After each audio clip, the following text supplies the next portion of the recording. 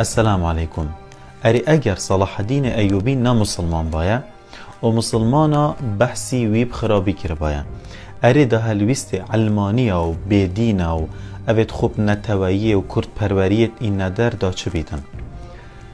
ام باش و باش تزانين كاني آرمان جاهوت چيش حافتنا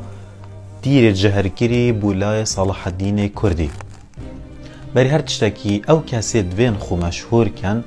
همی گاوارات بن تاوین اوان کسی مشهور و خدمت اکامازن گیری داخل که بخیروان بحثی واجب کتن اوه کار مروفت بطاله چنکی او کسی السر اوی دینی او دینی هندکا بخود درست گیری کنه شجیه ناوی دینی واجبه جین او دبیجن درسته بونمونه خشک و برای تیکن برا بخو خشکا خوب حازیتن و خشک شیب برای بکتن والعیاذ بالله راستی دل مروی گلک بینده بکسی توصافه چونکی نوان خدمتا کردینیه کریه و نوان خدمتا خو کریه چونکیش بلی عینات و کربوکین و بلافکرنا پیام تند چه خدمت بیشکیشی دورو برد خو نکریه ان بجینه پیلان تاوه سر ناگرن و هین بوی چنده جی مشهور نابن چونکه اف ملتا که مسلمان و دینداره و باش زانیدن کی خدمت کریه و کی خدمت نکریه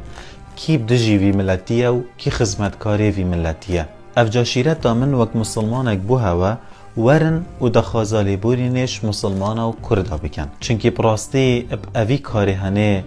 نه خدمتا هوا تیتا کرن و نه خدمتا وی جواکی تیتا کرن بلکه هینی پیامک دیگه هینن پتر کر بیت خلکی اش دیانتا هوا ببن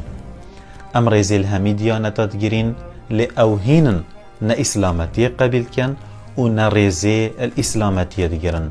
يا ريزيل مسلمانا بگريتن ديدانينا سرسريخو و يا ريزيل مسلمانا و دين ماو سركردت مانا گريتن الدفما اوي كسيجي چه بهاي خونينا